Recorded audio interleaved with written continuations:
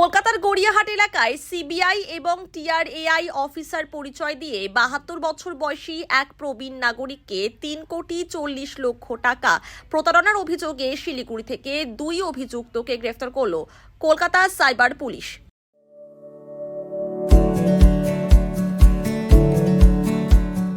Pampered, not just a hospital, but a mother. New life fertility centre আধুনিক চিকিৎসা ও বিশেষজ্ঞদের সহায়তায় আপনার স্বপ্ন পূরণ করতে প্রস্তুত। নতুন জীবনের স্বপ্ন সত্যি করতে আজই যোগাযোগ করুন। নতুন জীবনের সূচনা এখানেই। জানা গিয়েছে ২০২৪ সালের সেপ্টেম্বর মাসে কলকাতার বাসিন্দা সুশান্ত কুমার পালের কাছে একটি ফোন আসে। ফোনের অপর প্রান্তে থাকা ব্যক্তি নিজেকে টিআরএআই, সিবিআই, ইডি এবং সাইবার ক্রাইম বিভাগের সাথে যুক্ত থাকা এক অফিসার হিসেবে পরিচয় দেয়।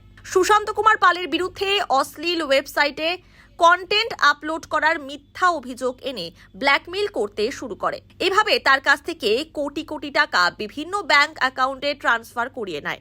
সুপ্রিম কোর্টের ভুয়ো নথি, জাল আধার কার্ড সহ একাধিক জাল নথি ব্যবহার করে প্রতারকেরা এবং টাকা না দেওয়া হলে তার পরিবারকে জেলে পাঠানোর হুমকিও দেয়। এরপরই সুশান্ত কুমার পাল ৩.৫ কোটি টাকা প্রতারকদের পাঠিয়ে দেয়। পরে তিনি জানতে পারেন প্রতারণার শিকার হয়েছেন। ২০২৪ সালের অক্টোবর মাসে কলকাতা সাইবার ক্রাইম থানায় লিখিত অভিযোগ দায়ের করেন। সেই অভিযোগের ভিত্তিতে কলকাতা সাইবার ক্রাইম টিম মামলার তদন্ত করে প্রথমে প্রণবেন্দু চৌধুরী নামে একজনকে গ্রেফতার করে।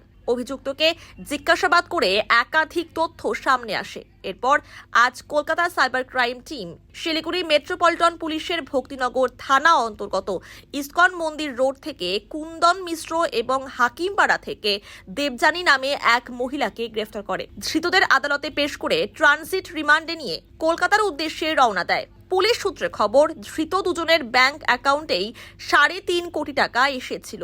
এই মামলায় আরও কারা জড়িত তার তদন্তে কলকাতা সাইবার ক্রাইম পুলিশ।